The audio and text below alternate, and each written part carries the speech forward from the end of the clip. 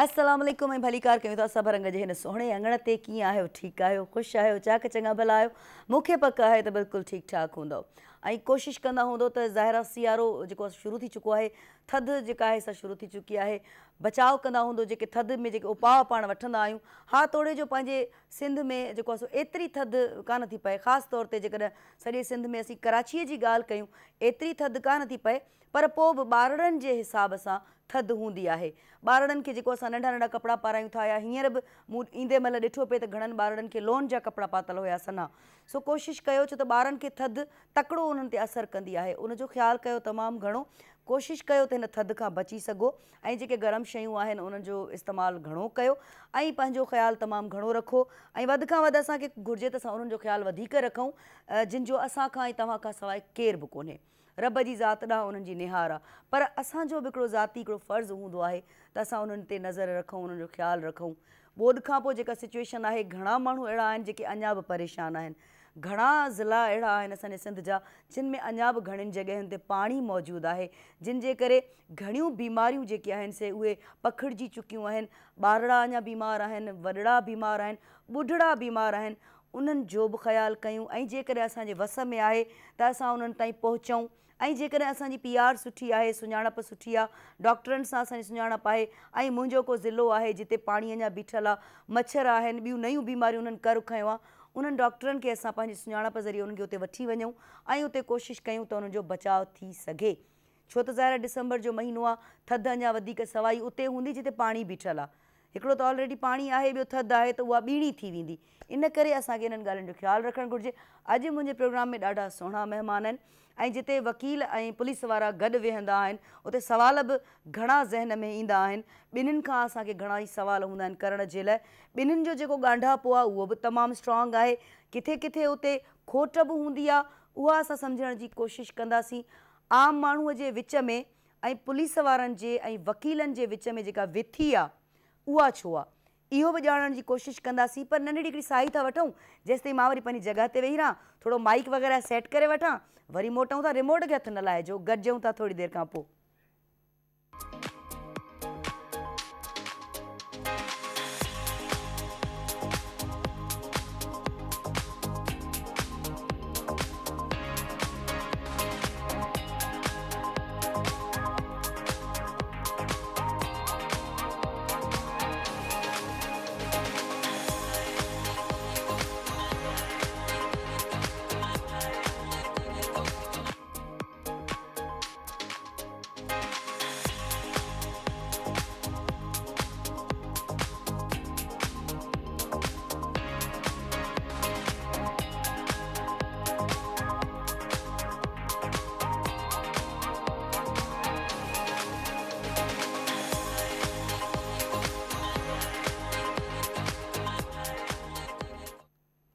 इहा हुई पितकड़ी नंढड़ी साही। ऐं मूं जॾहिं चयो त पितकड़ी आहे त उहा पितकड़ी हुई, नंढड़ी हुई। जंहिंखां पोइ असां वरी जुड़िया आहियूं। हाणे मां ॻाल्हि कंदसि महिमाननि जी। ॾाढा सुठा महिमान आहिनि। ॻाल्हि कंदासीं कानून जे हवाले सां, ॻाल्हि कंदासीं पुलिस जे हवाले सां, ॻाल्हि कंदासीं कारकर्दगीअ जे हवाले सां, ॻाल्हि कंदासीं माण्हू नयूं हुननि जे विच में जेका विथी आहे उन ते बि ॻाल्हाईंदासीं। पहिरीं जेका शख़्सियत मूंसां गॾु आहे, पाण असिस्टेंट सब इंस्पेक्टर तौरु अपॉइंट थिया 84 में, ठीकु आहे। ऐं 89 में संदन ट्रांसफ़र थियो इस्लामाबाद खां सिंध पुलिस में सब इंस्पेक्टर तौर ते। उनखां पोइ 1999 खां 2020 ताईं सिंध पुलिस में SHO, SDPO ऐं TIO पिणु रहिया। उनखां पोइ पाण टंडो अलयार में SP इन्वेस्टिगेशन जी हैसियत सां बि पंहिंजा फ़र्ज़ निभाया। सखर में पिणु संदन पोस्टिंग रही, इन जे हवाले सां उन्हनि कमु कयो। Circle officer anti corruption Khairpur ज़िले में बि उन्हनि कमु कयो ऐं इहे सभु कम हुननि कया। ऐं उनखां पोइ DSP ट्रैफ़िक गुलज़ार हिजरी कराची में पिणु कमु कयो। ठठो हुजे, घारो हुजे, इन्हनि सभिनी हंधनि ते हुननि पंहिंजा फ़र्ज़ निभाया तमामु घणी ईमानदारीअ सां। ऐं उनखां पोइ हुननि जा जेके कम आहिनि उन्हनि ते त असीं ॻाल्हाईंदासीं, पर ॿिया बि घणा सवाल पोइ वरी निकिरंदा, उन्हनि ते बि ॻाल्हाईंदासीं। साईं नूरुद्दीन संजराणी साहब, अस्सलाम वालेकुम सर। वालेकुम अस्सलाम। सर ख़ुशि आहियो? ठीकु आहियो? तव्हां ख़ुशि आहियो? ॿियो ख़ैर आहे? सर भली कार कयूं था तव्हांखे पंहिंजे अंगण ते। थैंक यू, महिरबानी। ऐं कचहरियूं कंदासीं सर, खोड़ ॻाल्हियूं आहिनि करण जे लाइ। इंशाअल्लाह कचहरियुनि में ॻाल्हि निकिरंदी न। तव्हां सां गॾु आहियूं, हर सवाल जो जवाबु ॾींदासीं इंशाअल्लाह, बिल्कुलु।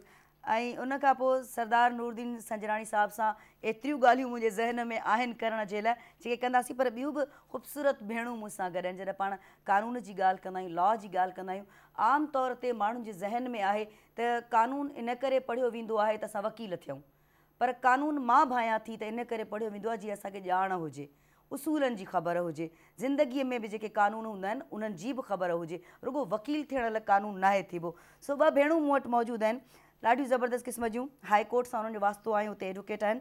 पहिरीं भेण आहे सीनियर आहे असांजी फौज़िया मुश्ताक। अस्सलाम वालेकुम। वालेकुम सलाम। कीअं आहियो तव्हां? ठीकु आहियो? जी अल्लाह का करम। बिल्कुलु तबियत बि ठीकु आहे? बिल्कुलु ठीकु। असांजे अंगण ते भलीकार कयूं था, तव्हांखे वेलकम कयूं था दिलि सां। बहुत शुक्रिया, बहुत शुक्रिया। अदी अचूं था तव्हां सां कचहरियूं कंदासीं। ऐं उन्हनि जी वरी असिस्टेंट भेण बस सां गॾु आहे, पाण बि लॉयर आहिनि, सबीन शफ़ी। अस्सलाम वालेकुम। वालेकुम अस्सलाम। कीअं आहियो? अल्लाह का शुक्र। सिंधी सम्झी था वञो न? जी बिल्कुलु। ख़ुशि आहियो? ठीकु आहियो? अल्लाह का शुक्र। भलीकार कयूं था तव्हांखे बि। अचूं था तव्हां ॾे बि पहिरें साईं खां। साईं, तव्हांजो नंढपण कीअं गुज़रियो? इंसान जो नंढपण त हर माण्हू ॼाणे थो त नंढपण जहिड़ो वक़्तु जेको आहे उहो यादि जॾहिं कंदो आहे त उहो वक़्तु भलो हो, हाणे भलो न आहे। छो जो बचपन त बचपन हूंदो आहे, त बचपन बादशाह हूंदो आहे। बिल्कुलु। जॾहिं उन ज़माने में माण्हू हूंदो आहे त उहो उनखे ख़बर न हूंदी आहे त मूंखे कहिड़ो ज़िम्मेवारियूं आहिनि न आहिनि। लेकिन मां पंहिंजी लाइ ॻाल्हि कंदुसि त 5वीं क्लास खां वठी ज़िम्मेवारियूं वरितियूं आहिनि। माशाअल्लाह माशाअल्लाह। ऐं अॼु ताईं निभायूं था। अच्छा, नंढपण में ॾिंगा हुयो, माठीणा हुयो? हर क़िस्म हर जी किथे हर हुयो? क़िस्म जी शरारत सभु कुझु। माठीणा माना न हुयो? माठीणा न हुयासीं। उहो ई थी चवां, माठीणा न हो, ॾिंगा हो। ॾिंगा बि हुयासीं, सुठा बि हुयासीं। सुठा बि, दोस्ती सुठा बि त तव्हां सुठी हाणे हुई। वायो, सुठा त तव्हां हाणे वायो, पर माना ॾिंगा हुयो, माठीणा न हुयो। माठीणा ख़ामोश त न हुया। न हुयो। न न। ठीकु आहे, माना हर किथे हूंदा हुयो। ठीकु आहे, स्क्रीन ते नंबर ईंदो हूंदो। ज़ुल्फ़कार साहब ॿुधायो मूंखे सिंधीअ में। 9923 ठीकु आहे। इहो इन करे चवंदी आहियां जीअं असांजे प्रोड्यूसर साहब सिंधीअ में अंग वठणु सम्झे ऐं मूंखे बि सम्झ में अची वञे। स्क्रीन ते नंबर अचे पियो, कॉल कयो, पर टीवीअ जो आवाज़ु बंदि करे छॾिजो त जीअं पाण में ॻाल्हाए सघूं। अच्छा सरदार साहब, इहो ॿुधायो, एॾा नंढपण में माण्हू खे शौक़ु हूंदा आहिनि डिफरेंट, कंहिंखे कुझु थियण जो शौक़ु हूंदो आहे, कंहिंखे कुझु थियण जो। तव्हांखे नंढपण में शौक़ु छा हो? मुंहिंजो शौक़ु आर्मी में वञण जो हुयो। अच्छा, आर्मी में वञण जो हुयो? हा, बचपन में इहो शौक़ु हो त आर्मी में वेंदुसि। पोइ आर्मी न वञी सघियासीं। कोशिशि कई हुई? हा, कोशिशि कई हुई। पोइ कुझु मार्कुनि ते रहिजी वियो या ॿिया खे? फेल थी वियासीं। अच्छा, फेल थी वियो। एतिरी एबिलिटी शायदि न हुई, शायदि हुन में कामयाबी न थी।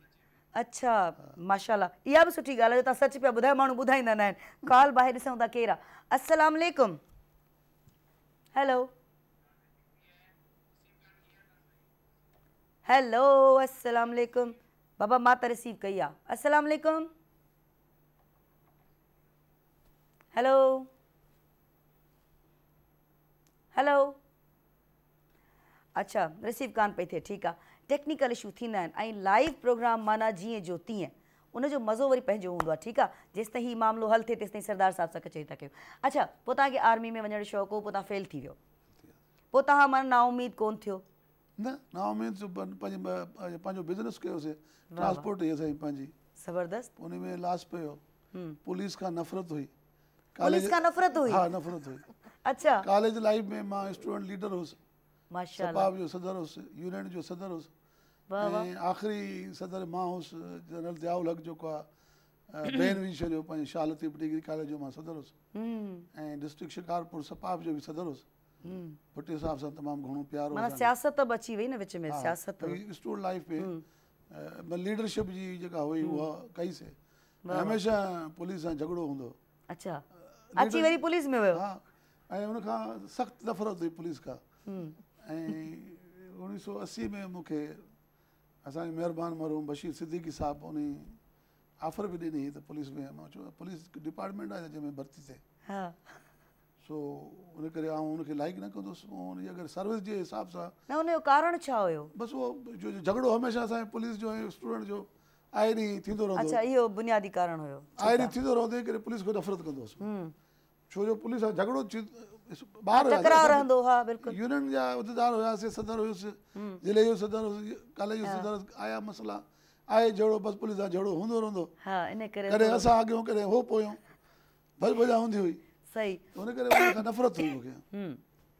पोइ उन खां बाद मां इहो मुंहिंजो जेको हुयो ऐं बैंकिंग जे खे लाइक कंदुसि मां अच्छा त साफ़ सुथरो आहे हे हो लेकिन अॼु जे माहौल खे ॾिसो था त बैंकिंग जहिड़ो गंदो नौकिरी त आहे ई कान अच्छा हा अॼु जे दौर में उन वक़्तु साफ़ सुथरो हुयो पोइ उनखां बाद असां पंहिंजी मां ट्रांसपोर्ट वग़ैरह कईसीं पंहिंजी सही सांगड़ में शहदादपुर सांगड़ हाल आहे उतां लाइसेंस वग़ैरह थी विया तमामु घणा त पोइ वरी कराची रोकियोसीं पोइ हिते न मोटियासीं शिकारपुर उहो साल कहिड़ो हो जॾहिं कराची जो तव्हां इहो 83 जो अच्छा हा त पोइ 83 पोइ हिते मुड़ी कोन ॾिठोसीं पोइ अच्छा पोइ अॻिते चयोसीं समुंड ॾे आहियूं या त समुंड में टप वणंदासीं या कामयाबी न माणी पर जेका इहा माना पुलिस जे डिपार्टमेंट सां जेका नफ़रत हुई उहा मोहबत में कॾहिं न न मटिजी इहा हालात संगीन थी विया जॾहिं हा ऐं मूं कराची में तमामु घणे ॾुख सां तकलीफ़ुनि सां वक़्तु गुज़ारियो हो ऐं अहिड़ो वक़्तु गुज़ारियोसीं की मां पंहिंजे पोयनि खे वालदेन खे कॾहिं हथु न टंगियो त मूंखे तव्हां कुझु ॾियो मां पंहिंजी महिनत करणु पियो चाहियां ज़बरदस्त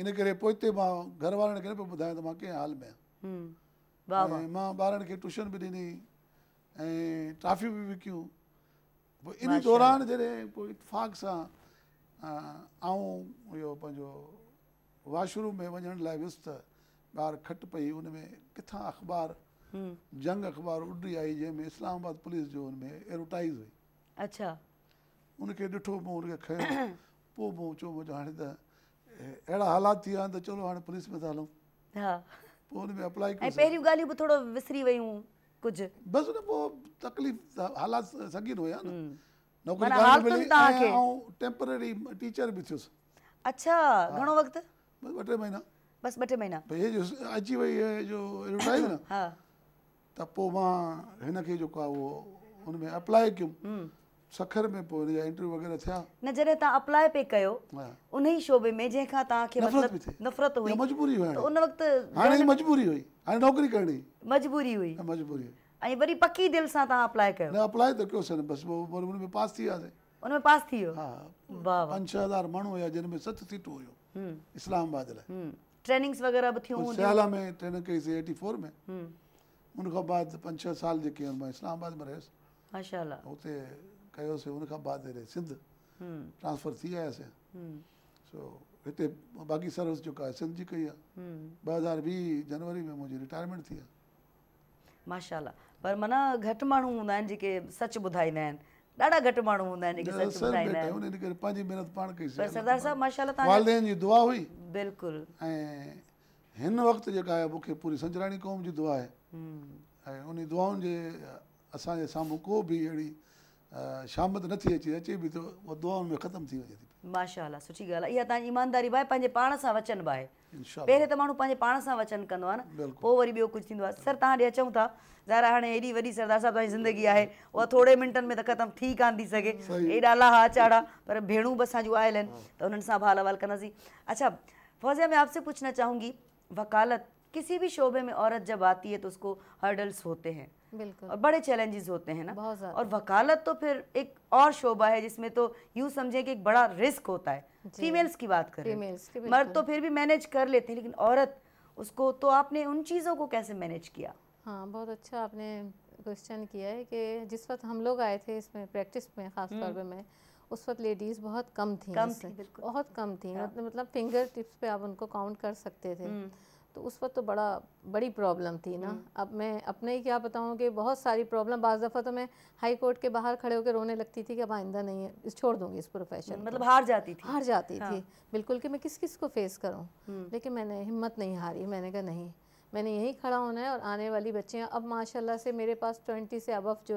मेरे स्टूडेंट हैं और ख़ास तौर पे लेडीज़ जितनी बच्चियाँ आती हैं उनको मैं अपने साथ रखती हूँ सेफ कस्टडी में रहती हैं जो कोई प्रॉब्लम होती है मैं जाती हूँ तो बिल्कुल आपकी बात सही है बहुत सारे प्रॉब्लम फेस करने पड़ते हैं हमारा माशरा कहते तो बहुत आराम से है कि औरत को बहुत राइट्स हैं लेकिन आप भी जानती हैं हम भी इसी माशरे में रहते हैं बहुत जगह उसको बिल्कुल मसल के रख दिया जाता है बिल्कुल ना किसी भी हर मामले में उसको पीछे किया जाता है फेस वैल्यू के हिसाब से ले लें रिलीफ देने के हवाले से ले लें हर जगह डिस्क्रिमिनेशन है तो उसके लिए भी हम अब मैं माशाल्लाह से सियासत में भी हूँ क्योंकि लीडर की क्वालिटी मेरे अंदर पहले से ही थी आना भी इस प्रोफेशन में मेरा इसी वजह से हुआ कि मैं चाहती थी कि आगे बढ़ूँ इसमें अल्हम्दुलिल्लाह मैं हाई कोर्ट बार की एमएमसी भी रह चुकी हूँ 2021 में। इस साल भी मैंने इलेक्शन कंटेस्ट किया, आइंदा भी मेरा आने का प्रोग्राम है और मैं आऊँगी भी। लेडीज़ की जो स्पेशल सीट है वहाँ पर रिजर्व सीट है, ताकि मैं हिरासमेंट पे एंटी हिरासमेंट कमेटी बनाऊँ, क्या उनके लिए जो मसला हो उसको हल करूँ। ये है इन सां वरी घणनि मायुनि खे फ़ाइदो थींदो, ॿियनि खे तमामु घणो। जीअं तव्हांजी जूनियर बि तव्हां सां गॾु आहे सभिनि नालो आहे न, जेकॾहिं ग़लति न पई खणा, छो त सभिनि ऐं ॿियो बि को नालो हूंदो आहे गॾु हिकु जहिड़ो शफ़ी, ठीकु आहे, त उहो विसरी वेंदो आहे मूंखां। पर ईअं थींदो आहे लाइव प्रोग्राम में नाला कॾहिं कॾहिं हेठि, पर सभिनि आप जूनियर हैं, तव्हां जूनियर आहियो। हाणे सीनियर जॾहिं थोरी, छो त अदी मिज़ाज में थोरी सख़्तु बि लॻे थी, माना उसूलनि ते सख़्तु, हूअं न उसूलनि ते सौदेबाज़ी अदी कोन कंदी आहे।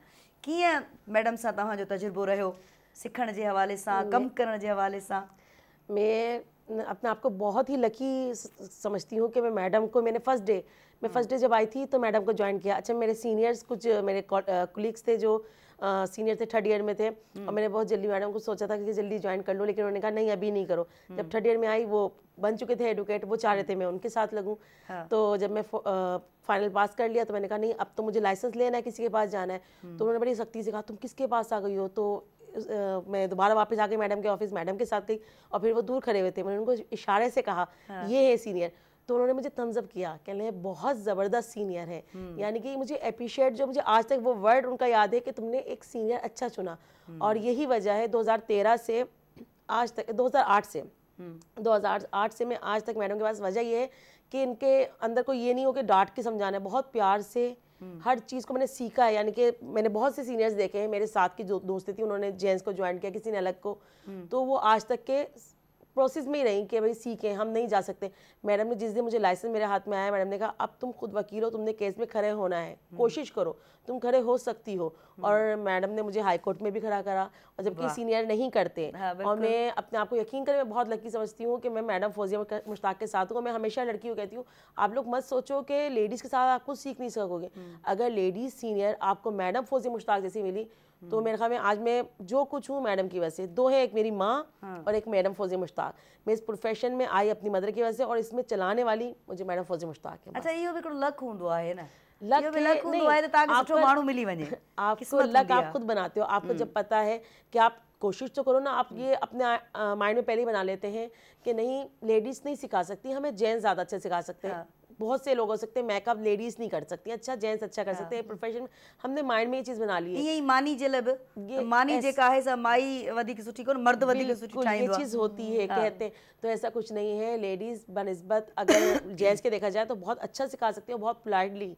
हमें जेंट्स के साथ ऑफिस में बैठ के कंफर्ट नहीं फील होगा। हम मैडम के साथ अगर 5 बजे तक के भी हैं तो सीख रहे हैं और कंफर्ट भी है, फील भी हमें लग रहा है हम एक सेफ कस्टडी में है। बहुत मुझे पर तव्हांखे लॻे थो त जेका तव्हांजी फील्ड आहे उन में त मेल फीमेल जो को आहे ई कोन न, जेका तव्हांजी फील्ड आहे उन में मर्द औरत जो त तसवुर ई कोन्हे को। बिल्कुल भी नहीं। लायर आहे, वकील आहे। कॉल रिसीव कयां, पोइ वरी हिन जो जवाबु ॾिजो।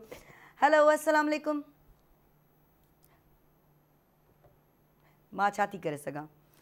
हेलो, ठीकु आहे। हाणे हेॾा इहो मसइलो थींदो आहे, टेक्निकल इशूज़ थींदा आहिनि, पर कचहरियूं जॾहिं सुठियूं हूंदियूं न त पोइ वरी हीअ वरी एॾो घणो मसइलो वधीक कोन लॻंदो आहे, कचहरियूं मज़ेदार पियूं लॻनि। हा, त हीअ जेका तव्हांजी फील्ड आहे या जेका साईं जी फील्ड आहे पुलिस वारी, उन में जेकॾहिं माई आहे त उन में औरत मर्द त हूंदो ई कोन्हे, है न? तव्हांखे छा थो लॻे? मुझे भी ऐसे लगता है कि अब तो खैर ये बिल्कुल बहुत अच्छा हो गया कि औरत मर्द में वो चीज़ नहीं रही है कि आपने नहीं, इस प्रोफेशन में जेंट्स हैं तो जेंट्स ही हैं, लेडीज़ हैं तो लेडीज़ हैं। अब तो हमारी टाइमिंग में तो नहीं रहा, मैडम के टाइमिंग में तो रहा था। लेकिन जब मेरे साथ हमारे साथ मैडम के उस वक्त टीम में जो है वो 7 और 7 सिर्फ लेडीज़ थी। जब मैडम निकलती थी वो एक लेडीज़ की टीम निकलती थी, और अभी भी मैडम जब खड़ी होती है पीछे 200 लड़कियाँ खड़ी होती हैं मैडम के पीछे। ये पता है, ये एक चीज़ है मैडम की क्वालिटी। अभी ये जो लीडर की बात करेंगे वो वाकई में ये है कि किसी प्रोग्राम में जाती हैं तो लोग कहते हैं फौजिया मुश्ताक को बुला लो, लेडीज सारी खिंची हुई आ जाएंगी। ज़बरदस्त। अच्छा, हिकु नंढड़ी साही वठूं था, ठीकु आहे? हिकिड़ी नंढड़ी पितकड़ी साही, वरी जीअं पहिरें वरितमि न हेतिरी रिमोट खे हथु न लाइजो। हा, पाणी जो गिलास खणी अचो, चांहि जो कोप खणी अचो, बाक़ी केॾा बि न वञिजो, वरी जुड़ूं था ऐं गॾिजूं था, ठीकु आहे?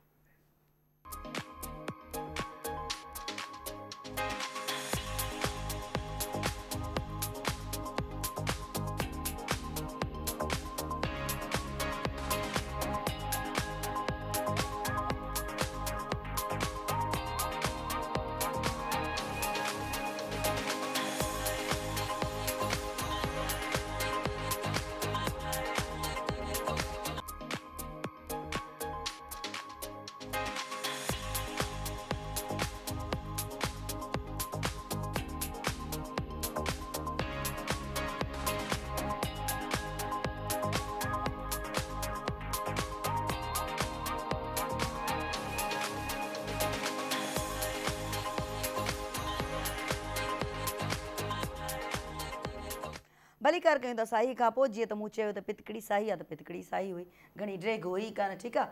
सो उन में वरी असां कचहरियूं पाण में बि कयूं पिए, वरी उन्हनि खे असां उतां ई जोड़ियूं था जिते छॾियोसीं। सर तव्हां जेका ॻाल्हि असां कई पिए अध्ययन सां पंहिंजनि सां, त जेकॾहिं कंहिं फील्ड में ख़ासि तौर ते पुलिस हुजे या वकालत हुजे, उन में औरत मर्द जो त तसवुरु हूंदो ई कोन्हे। हिन वक़्तु तमामु घणो अॻिते असांजी ख़वातीन जेके आहिनि उहो बराबरी जे मुक़ाबले ते हलनि, जो पुलिस हुजे या वकालत हुजे या को बि शोबो हुजे, माशाअल्लाह उन्हनि जा टैलेंट बि सुठा आहिनि, सुठियूं एडवोकेट्स बि सुठियूं मायूं आहिनि असांजे हिन में फील्ड में, उनखां अलावा पुलिस अफ़सर बि आहिनि असां वटि। अच्छा सर, मूंखे इहो ॿुधायो त आम माण्हूअ खे पुलिस वारनि खां एतिरो डपु छो थींदो आहे? छा थो चई सघिजे, तव्हांजो पंहिंजो ज़ाती ख़्यालु छा थो अचे, छो? असल में जेको आहे उहो थाणे ते अगरि जंहिं महिल माण्हू वञे थो न, हिकिड़ो त ज़हनी तौर ते साइकिलजी तौर ते हिकु ख़ौफ़ आहे, उहो कहिड़ो आहे? लेकिन ड्यूटी अफ़सर जेको आहे कुझु उहो अहिड़े तरीक़े सां बिहेव कंदो आहे, उन बिहेव खां माण्हू शरीफ़ माण्हू डिॼी वेंदो आहे। बाक़ी हिन वक़्तु त काफ़ी चेंजिंग अची चुकी आहे ऐं माना उहो उनजे रवैये जे करे उहो ख़ौफ़ ख़तमु थी चुको आहे। अॻे हुयो कुझु अहिड़ो दहशत हुई थोरी सी, माण्हू को त पुलिस को लड़ाईंदा हुया, पर हिन वक़्तु माहौल थोरो सुठो आहे। किथे किथे सुठो आहे? हा सुठो आहे, पर हिन में जे ॻोठाणा जेके थाणा आहिनि अञा उते बदमाशी साॻी आहे। उहो ई त चयो न, किथे किथे सुठो आहे, जिते माण्हू थोरो पढ़ियल लिखियल आहिनि, अवेयरनेस अची वई आहे, उते इहो आहे जो आम माण्हू सम्झे थो भई छो लिख मुंहिंजी FIR, उनमें बि मामलो थियो आहे। उनमें बि इहो ई आहे, ॻोठनि बहिराड़ियुनि में अञा बि आहे जेके ड्यूटी अफ़सर ते थाणे ते वेठा हूंदा आहिनि, उहे 12-12 कलाक ड्यूटी कंदा आहिनि, बुख ते ॾुख ते गर्मी में हर हाल में। कसर वरी अवाम मां कढंदा हुआ। उहा जेको साइकिल जी तौर ते माण्हू हिकिड़ो थको पियो हूंदो आहे या टेंशन ई हुनखे पंहिंजा घर जा बि टेंशन हूंदा आहिनि ऐं उहे सहूलियतूं हुननि खे कोन्हनि, उहे सहूलियतूं हुननि खे कोन्हनि, पोइ उहा ॿाहिरि कढंदा आम माण्हू मां। घटि में घटि 8 कलाक ड्यूटी करणु खपे, जेको जीअं इंटरनेशनल लेवल ते आहे, दुनिया में आहे, लेकिन पाकिस्तान में न आहे। 12-12 बल्कि ॿारनि खे 14 कलाक बि ड्यूटी करे वेंदा आहिनि, त ज़ाहिर आहे उन घरेलू परेशानी अलॻि हूंदी आहे, थाणे जी परेशानी अलॻि हूंदी आहे, ऐं पोइ ज़ाहिर आहे उन मां जेको रिएक्शन थिए थो उहो पब्लिक ते किरे थो, पब्लिक ते किरे थो, माना ॾोह सां कयो। सर ॾिसो ग़लति ॻाल्हि आहे, माना आम माण्हू असीं काॾे वञूं जेके सोचींदा आहियूं त पुलिस में वञूं था, मूंसां ही ॾाढा ई थी आहे, वेध न थी आहे, पुलिस वारो जेको SHO हूंदो या DSP हूंदो, जेको बि हूंदो, मुंहिंजी ॻाल्हि ॿुधंदो, पर उते हू घरां मार खाई आयो आहे या घरां को दड़को खाई आयो आहे या घर में राशन कोन्हे, त पोइ वरी मूंखे चवंदो निकिर निकिर हल, मुंहिंजो कहिड़ो ॾोह। माना आम माण्हू जी ॻाल्हि त ईअं थींदो आहे न, जेकॾहिं तव्हां वटि मां केस थी खणी अचां त तव्हांजा घर जा मसला आहिनि, तव्हां घर रखी अचो। मां जेकॾहिं हींअर होस्ट वेठी आहियां, मूंखे सवें मसला आहिनि, अलाए केतिरा मूंसां सर मसला घर में हूंदा, पर मां जिते होस्ट वेठी आहियां हिते त मूंखे सभु विसारणा आहिनि। सर मञो था हिन ॻाल्हि खे? दिमाग़ में ड्यूटी आहे न सर, दिमाग़ में जॾहिं इहा खिचड़ी हलंदी आहे न त हे विसरंदा न आहिनि। तव्हां पंहिंजी ड्यूटी ज़रूरु करे वेंदो, लेकिन पंहिंजे दिमाग़ मां उनखे कढी नथा सघो। पर सर थोरी देरि बि तव्हांखे ईअं लॻो त मूंखे का परेशानी हूंदी? 12 कलाक 14 कलाक तव्हां 2 कलाकनि खां बाद घर वेंदो। सर असां 14 कलाक जेको कंदो, 3 ॾींहं बि ट्रांसमिशनूं कयूं आहिनि लाइव, हा सुठी लागी थियूं, पर निरड़ ते घुंड कोन ईंदो। पर ख़ैर इलाही माण्हू अहिड़ा आहिनि जेके ईमानदारी सां कमु कनि था, जीअं तव्हां माशाअल्लाह पंहिंजे ॻोठ बहिराड़ियुनि में फ़ैसिला बि माशाअल्लाह कंदा आहियो, ठीकु आहे, ऐं इहो हिकिड़ो वॾो कमु आहे, माना जरगाई सिस्टम जेको आहे जिन ते माण्हुनि खे यकीन कोन्हे, पर मां भाया थी हिकिड़ो सुठो सिस्टम हूंदो आहे। हिनमें जेके सरदारी फ़ैसिला थियनि था क़ौमियत जा न, उहे कोर्टनि में हल न थींदा आहिनि, उहे सरदार वटि ई हल थींदा आहिनि। कोर्टनि में लंबो छिकबो आहे, इहे अञा वेड़ जहिड़ा वधंदा आहिनि, हुते तकिड़ो थी वेंदा आहिनि, हुते उहो फ़ैसिलो उनमें कलाक 2-3 कलाकनि में हुते फाइनल थी वेंदो आहे, ऐं माण्हू मुतमइन बि थी वेंदा आहिनि, ऐं मुतमइन थी वेंदा आहिनि। छो जो मां पंहिंजी ॻाल्हि कंदुसि त मां जेको बि फ़ैसिलो कंदो आहियां ख़ुदा खे हाज़िर नाज़िर ॼाणे ऐं उनजी अमानत खे अमानत सम्झी करे मां फ़ैसिलो कंदो आहियां। उन में मेरिट ते ई थींदो आहे की चोर आहे त चोर खे चोर करिणो आहे, ऐं साध आहे त साध खे साध करिणो आहे, साफ़ु करिणो आहे, ऐं उहो फ़ैसिले में ख़बर पइजी वेंदी आहे त केरु कूड़ थो ॻाल्हाए। हिते को पर्ची जो सिस्टम बि न हूंदो आहे। अदालत में जंहिं महिल माण्हू वेंदा त उते क़ुर भी खणी वेंदा, कूड़ ॻाल्हाए वेंदा, लेकिन सरदार वटि जंहिं महिल ईंदा आहिनि त उते ख़बर पइजी वेंदी आहे की हीउ जेको माण्हू आहे जेको केतिरो सच ॻाल्हाए थो ऐं केतिरो कूड़ ॻाल्हाए थो, उन महिल ख़बर पइजी वेंदी आहे। बिल्कुलु, ऐं इहा सुठी ॻाल्हि बि आहे हिकिड़ी, छो त वॾेरनि जो या जागीरदारनि जो या जेके बि सरदार हूंदा आहिनि, कॉन्सेप्ट असां पाण ई पंहिंजे ज़हन जे हिसाब सां ठाहींदा आहियूं। हर हंधि सुठा माण्हू बि आहिनि, किना माण्हू बि आहिनि हर शोबे में सो जेके जरगे में फ़ैसिला थींदा आहिनि उहे घणे भाङे सही थींदा आहिनि ऐं आम माण्हू मुतमइन बि थींदो आहे जेको लोकल माण्हू हूंदो आहे उतां जो, छो त हिक ॿिए खे सुञाणींदा आहिनि न। सरदार खे ख़बर आहे त हीअ मुंहिंजी क़ौम आहे, हेतिरनि सालनि खां नंढा थी वॾा थिया आहिनि, उन्हनि खे ख़बर हूंदी आहे ऐं उनखे ख़बर हूंदी आहे त इहो असल में कूड़ पियो ॻाल्हाए या सच पियो ॻाल्हाए, ऐं ख़बर पइजी वेंदी आहे। ख़बर पइजी वेंदी आहे। उनखां अलावा जेके उनजा ॿिया माण्हू के गवाह बि हूंदा आहिनि त उहो जेके 10% जेके आहिनि न उहो कूड़ ॻाल्हाईंदा, बाक़ी 90% गवाह सच ॻाल्हाईंदो। हा बिल्कुलु, उहो गवाही अची वेंदी हुनजी त उहो उते फ़ैसिलो थी वेंदो आहे त भई तो छा कयो छा कयो, भले उन मर्डर हुजे ॿिया के समाजी बुराइनि जा केस हुजनि जेके बि आहिनि उहे मसइला हल थी वेंदा आहिनि। जाइदाद जा मसइला आहिनि उहे कोर्टनि में त लंबा हलिया वेंदा आहिनि, उहे 15-20 साल उहो माण्हू मरी बि वेंदा आहिनि। पीउ कंदो आहे फ़ैसिलो त हुनजा पोटा अची उन केस खे लोड़ींदा। बिल्कुलु इहो वरी हेॾा आदि फ़ौज़िया ईअं थींदो आहे न, नहीं ऐसा नहीं इलाही है। केस फाइलनि में दॿिजी वेंदा आहिनि, माण्हू मरी बि वेंदा आहिनि। क्रिमिनल केस में ऐसा नहीं है। अब तो सर भी जानते हैं कि वारंट इशू हो जाते हैं अगर आप एविडेंस पे ना आए। सिविल के अंदर भी ये पहले की बात होती थी, अब माशाल्लाह से जो जनरेशन आ रही है, जो लॉ है उसमें एक लिमिट भी रखी जाती है। अब तो अगर आपका केस नहीं चलता है तो हाई कोर्ट में जाके एक पिटीशन लगा देते हैं, वहाँ से डायरेक्शन आती है कि 6 मंथ के अंदर आपने इसको डिसाइड करना है। और अब तो कोर्टें भी इस तरह की ख़ास बना दी गई हैं कि उसमें 1 मंथ में जो है केस डिसाइड है। सर आपको पता होगा इस बारे में, जब मॉडल कोर्टें बनी हैं उसमें तो आपको पता है अपील के लिए भी 6 डे का टाइम दिया जा रहा है। अब ऐसी बात नहीं, लेकिन इनकी बात से थोड़ा मैं इत्तेफाक ये करूँगी कि इन लोगों के जो इंटीरियर में फ़ैसले होते हैं उसमें यह है कि वो उसी वक्त बुला के डिसाइड करवा देते हैं। उसमें वो लोग भी अंडर प्रेशर होते हैं जो एक्यूज़ होते हैं, वो नहीं वहाँ आके थोड़ा सा लॉन्ग कर पाते हैं। लेकिन अब कोर्ट के अंदर भी इतना लंबा प्रोसीजर चलता नहीं है।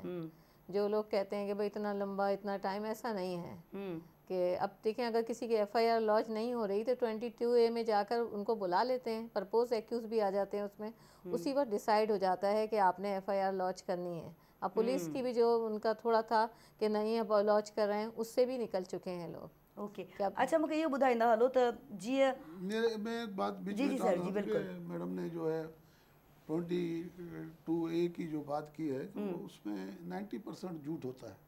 90% कूड़ हूंदो आहे? कूड़ी FIR होती है, वो कूड़ी दरख़्वास्त होती है। अच्छा, 90% कूड़ हूंदो आहे? 10% हक़ीक़त हूंदी आहे, सच हूंदो आहे, जंहिंमें थाणे वारा या SHO या कोई बि उतो ड्यूटी अफ़सर उहो उनखे घुमाईंदा फिराईंदा, उहो सच वारे खे बि घुमाईंदा। पर बाक़ी जेतिरे ताईं अदालत खे बि ख़बर आहे कि 22A जेका दरख़्वास्त लॻी आहे इहा कूड़ आहे, जज बि सम्झंदो आहे ऐं पुलिस अफ़सर बि सम्झंदो आहे। इन दौरान बहैसियत ऑफिसर असां बि हुकुम ॾींदा आहियूं त पूरी तहक़ीक़ात कयो कि हे जेको दरख़्वास्त ॾिए थो पियो, कूड़ी दरख़्वास्त ॾिए थो, उनजी वेरीफाई कयो। न त वैसे तो 154 ज़ाब्ता फ़ौजदारी जो जेको आहे त जेको अचे थो पियो फ़रियादी या क्लाइंट या इहो फ़रियादी जेको आहे अचे थो जो उनजी लफ़्ज़ ब लफ़्ज़ तहरीर कयो। बिल्कुलु इहो ज़ाब्ता फ़ौजदारी जो हुकुम इहो लागू थियल आहे, लागू आहे कयो। लेकिन इहे जेके ज़्यादातर समाजी बुराइनि जा केस हूंदा आहिनि न उहे कूड़ा हूंदा आहिनि, कूड़ियूं फसाईंदा आहिनि माण्हुनि खे फसाईंदा आहिनि। हा, कूड़ा केस, किथे पैसनि जी लालच हूंदी आहे, किथे वरी ख़ानदानी हिकिड़ा मसइला हूंदा आहिनि। असल में छा आहे जो पोइ इन में थोरो तज़ाद हूंदो आहे। जज साहिबान जेके आहिनि उहे पुलिस खे कूड़ो ई सम्झंदा आहिनि त हिकु करप्ट आहे, हीउ कूड़ो आहे। लेकिन हक़ीक़त हीअ हूंदी आहे कि पुलिस अफ़सर बि अगरि इंसानु आहे, उहो बि हिननि मुआशिरे सां ई वास्तो, उन में सच कूड़ जी ख़बर त पइजी वेंदी आहे, पर हुन में कुझु किथे लालच पुलिस जी बि हूंदी आहे, बिल्कुलु किथे पुलिस बि ग़लति करे वेंदी आहे, किथे वरी बासर हथ बि हूंदा आहिनि, हा किथे वरी सिफ़ारिश बि हूंदी आहे। अॼुकल्ह त ज़्यादातर पुलिस जे मथां जेको आहे उहो पुलिसिंग त रही कान्हे, सिफ़ारिश ऐं केॾी गणतीअ वारी ॻाल्हि आहे। हा, इहा जिथे किथे आहे, पर इहा सिर्फ़ु पुलिस ते न आहे, न हर हंधि आहे, इहे अदालतनि में बि इहो ई सिस्टम आहे, हर डिपार्टमेंट में। बिल्कुलु, अलाह माफ़ी ॾे, बाक़ी त कमु लथो पियो आहे। बिल्कुलु ईअं भाई। अच्छा मां तव्हां खां पुछणु चाहींदसि, हाणे जेको कारो कोट पातल आहे कंहिं वकील खे, आम माण्हूअ खे ज़ाहिर एतिरी अवेयरनेस न आहे, घटि पढ़ियलु लिखियलु आहे, केस मुंहिंजे क़तल जो आहे या कंहिं को रेप केस मां खणी आई आहियां, मूंखे न आहे ख़बर त कारो कोट त सभिनी खे पातल आहे, पर कंहिंजे निरड़ ते कोन्हे लिखियलु त हीउ फैमिली केस खणंदो आहे या हीउ क्रिमिनल केस खणंदो आहे, मूंखे ख़बर न आहे। त हाणे मां अचां थी पर तव्हांखे ख़बर आहे त ॿकरो फाथो आहे, माना हिकिड़ी आम लैंग्वेज में पाण ॻाल्हायूं था त हिकिड़ो वकील जेको रुगो पैसे सां ॿधल आहे, उनजे लाइ उहो वीचारो ॿकरो थियो न, क़ुर्बानीअ वारो, ऐं चवंदो अचे पियो मूंॾे, हा माया इहो वकील माया, छा मसइलो आहे, पैसा बि हुन खां वठंदो। इन्हनि जी कीअं माण्हुनि में अवेयरनेस ॾिजे जो उहे सम्झनि त हीउ हिन शोबे जो वकील आहे, हिन वटि हीउ केस वञी सघे थो, कीअं माण्हुनि खे ॼाण ॾियूं असां? हाँ, ये तो बिल्कुल आप सही कह रहे हैं कि वो किसी के ऊपर लिखा हमारे पास कोई केसेस आते हैं तो मैं क्रिमिनल के ज़्यादा करती हूँ, क्रिमिनल के केसेस होते हैं, सिविल बैंकिंग का कोई आ जाता है, टैक्स का आता है तो मैं किसी दूसरे को रेफर करती हूँ कि भाई ये मैं नहीं कर सकती। या तव्हांजी ईमानदारी या हाँ, नहीं, जो चीज़ हम नहीं कर सकते तो मैं आज भी मेरे पास आया, मैंने कहा मैं टैक्स का काम नहीं करती हूँ। हाँ। तो मैंने दूसरे बच्चा एक था उसको रेफर करा कि ये करेंगे। तो ये चीज़ें तो खुद से होनी चाहिए। ये तो अब वही वाली आपकी बात है कि किसी के चेहरे पे नहीं लिखा हुआ है। हाँ। कि ये है, उनको खुद सोचना चाहिए कि ईमानदारी से, क्योंकि हमें भी अल्लाह को जवाब देना है, तो वही केसेस ले लेना चाहिए जो करें। तो अब दूसरी बात ये कि हमारे यहाँ अवेयरनेस कोई प्रोग्राम नहीं होते हैं।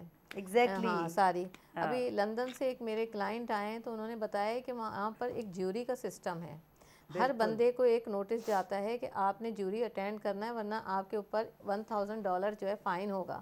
उसमें आप बैठते हैं, पूरी कोर्ट की प्रोसीडिंग देखते हैं, आपको पता चलता है कि किस तरह का केस एडमिट होता है, किस तरह उसमें एविडेंस होती है। ये अवेयरनेस देना चाहिए आम बंदे को। अब पता है हम तो अपनी जॉब करेंगे तो बाहर का काम है, वो ऐसे प्रोग्राम, लेकिन अगर प्रोग्राम अरेंज भी करते हैं तो आम पब्लिक उसमें नहीं आएगी। बिल्कुल, पर अवेयरनेस जा सेशन होना चाहिए ज़रूरी बयान। अच्छा, मां तव्हां खां हिकिड़ी ॻाल्हि पुछणु चाहींदसि। हिकिड़ा वकील त उहे हूंदा आहिनि जिन खे कमरा मिलियल हूंदा आहिनि, पंहिंजे कमरे में हूंदा आहिनि, पंहिंजे कैबिन में हूंदा आहिनि। हिकिड़ा वकील वरी ॿाहिरि टेबलूं लॻाए वेठा हूंदा आहिनि ऐं उन्हनि वटि जेको आयो उन्हनि जे लाइ वकील आहे, उहो उनजो क्लाइंट आहे, उन्हनि जे लाइ छा चवंदो? त वाकई उहे बि वकील ई हूंदा आहिनि ऐं जेकॾहिं वकील आहिनि त उन्हनि खे कैबिन छो कोन्हे? देखिए, वकील तो जो बाहर बैठा हुआ है टेबल चेयर लगा के, वो भी वकालत पर क्या है, जो अपने रूम लेके बैठा हुआ है वो भी वकालत पर। लेकिन एक वकालत में भी एक वो हो गया है कि भाई ये कम पैसों में भी काम कर देंगे। अच्छा, ये ऐसे वकील है जो काम वाले 2000 रुपए में भी कर देंगे। मुझी गाल ता करे छड़ी जेका मां चवण पे चाहिए। जैसे कि आप सूट लेने जाती हैं मार्केट से, वो सूट आपको बहुत कम प्राइस में मिलेगा, वही मॉल में लेंगी तो आपको डबल ट्रिपल प्राइस। अच्छा, ये भी मार्केट है सेम, बिल्कुल। यहाँ अगर आप अच्छा काम भी उसका फिर वैसे ही होगा। ये नहीं कि वो आपको फिर हाई फाई काम देगा, फिर वो यही करेगा एक डेट पे, ज़ाहिर है वो बाहर बैठा हुआ टेबल पे, आज नहीं आया, उसको कौन सी वो देना है, बिल वगैरह देना है, वो नहीं आया, 2-3 दिन छुट्टी। लेकिन जो ऑफिस वाला वकील है वो रेगुलर होगा, वो आएगा और काम भी बहुत अच्छी तरीके से करेगा, क्योंकि उससे क्लाइंट टू क्लाइंट बनता है ना।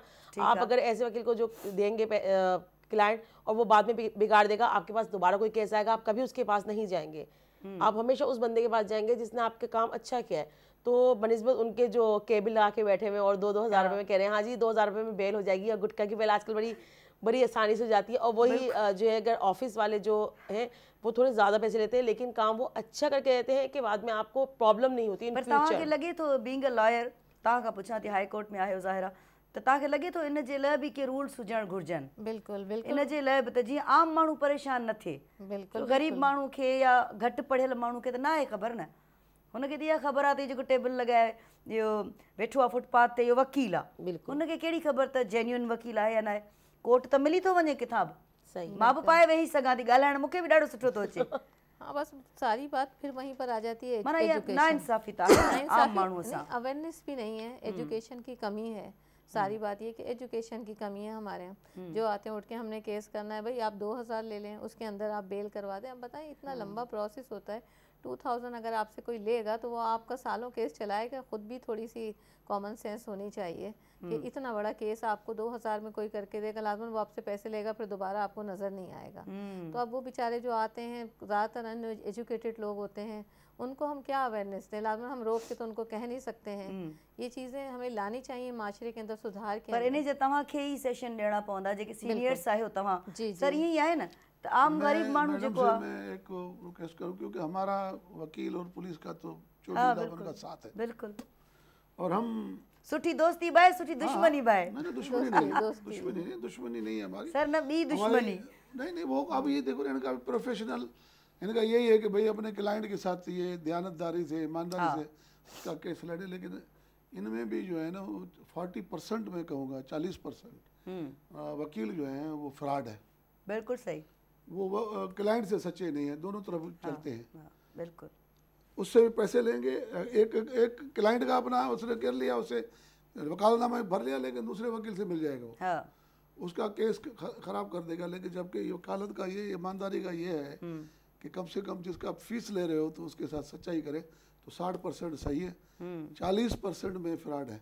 बिल्कुल हर शोबे में है, हर शोबे में है। लेकिन ये मैं इनसे गुजारिश करूंगा कि ऐसे वकीलों के खिलाफ कम से कम जो इनकी अपनी जो वो है सिंध बार बार है, में बार के अंदर न हिननि जी हिकिड़ी एसोसिएशन बि ठहियल हूंदी आहे है हमारी सिंध बार में बार के कंप्लेन है। अंदर बार के अंदर ऐसे वकीलों के खिलाफ, एडवोकेट के खिलाफ, क्योंकि ये एक ऐसा प्रोफेशनल है कि अगर सच्चाई से करो तो ये इबादत है। पर हाणे इन में बि माफ़िया अची वई आहे, माफ़िया आहिनि, बहुत ठीकु आहे, जंहिंजी मां ॻाल्हि पई कयां। ऐं उन में वरी छा थो थिए, जो तव्हां जहिड़ा जेके ईमानदार माण्हू आहिनि उन्हनि ते बि ठपो लॻे थो। बिल्कुलु ठीकु आहे न, तव्हां जहिड़ा जेके सुठो कमु करण वारा आहिनि, जीअं तव्हां सुठो कमु माशाल्लाह सां कयो आहे, त जेके पुलिस में ॿिया माण्हू वेठल आहिनि उन्हनि जे करे तव्हां ते बि ठपो लॻे थो। वो तो सारो बैंक में बदनाम थे तो उहा ई ॻाल्हि थी कयां, बिल्कुलु सॼो पूरो इदारो जेको आहे सो हुन ते ठपो लॻी थो वञे। अच्छा सर, माशाल्लाह तव्हां सॼी सिंध में कमु कयो आहे, इस्लामाबाद में बि, फ़र्क़ु किथे महसूसु कयो तव्हां, सुठो तव्हांखे किथे लॻो, ईज़ी तव्हां किथे रहियो?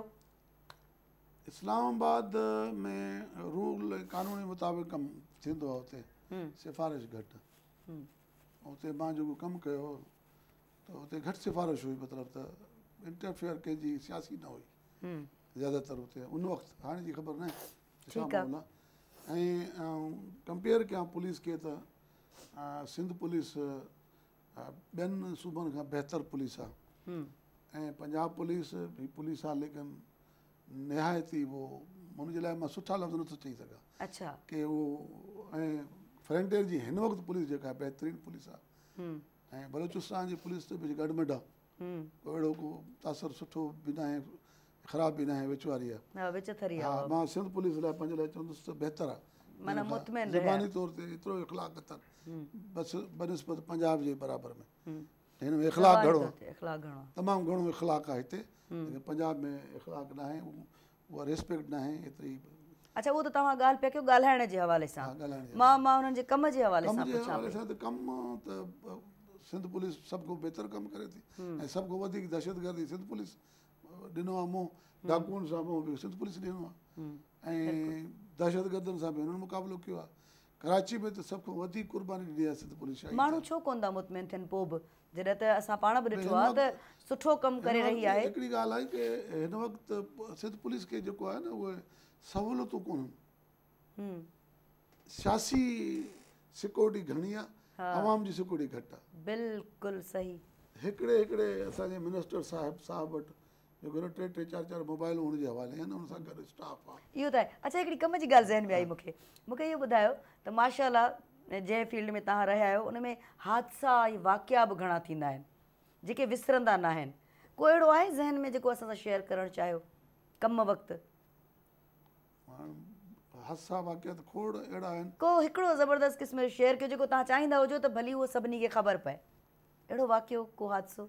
मिसलन जहिड़ो मूंखे ॿुधायो त कुझु बि, मिसाल तौरु किथे तव्हांखे फोरुनि खे झलियो हुजे, उते को वाक़ियो थियो हुजे, खोड़ वाक़िया थिया आहिनि। को हिकिड़ो ईअं मां टंडोलायर में हुउसि, या वरी पोइ पाण ते बि तव्हांखे खिल आई हुजे त हे छा हो? SP टंडोलायर हुयुसि, उते सांगड़ पुलिस धाड़ेलनि जो पेरा खणी करे आयो, असांजे हद में आई, ऐं सुबुह खां वठी 4 बजे ते जंग रही धाड़ेलनि सां। अच्छा, ऐं मां SP साहिब जो नालो नथो खणां, असांजो हाणे सीनियर अफ़सर आहे, बहितरीनु अफ़सर आहे। असां ॿई गाॾी में वेठा हुआसीं, मूंखे इंफॉर्मेशन मिली त जेको उतां जो हद जो जेको सांगड़ जो ई अफ़सर हो, उन ते प्रेशर, पंहिंजो घरूली प्रेशर अची वियो आहे, ऐं हाणे उहो मजबूर आहे की धाड़ेलनि खे रस्तो ॾींदो।